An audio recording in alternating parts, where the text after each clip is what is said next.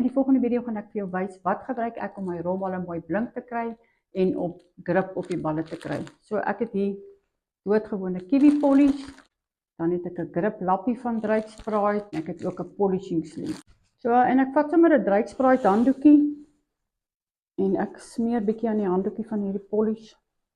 Of jy kan jou vingers ook gebruik om aan die bal te smeer en dan net op te vryf met die polishing sleeve of die handdoekie. Ek smeer dit maar net soos wat jy gewoonlik 'n bal smeer.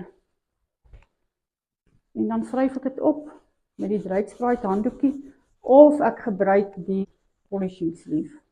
Ek wys gou vir julle hoe mooi blink is die bal. Nou een wat ek klaar gepolish het. Hierdie grip lappie, hy is omtrent so groot.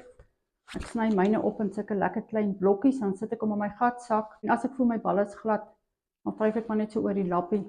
En dan is jou hande so bietjie taai. So grip lappie is R195. Die polishing sleeve is ook R195.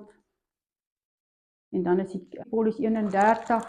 As mense wat sê hulle kom vir 2 jaar lank uit met so grip lappie.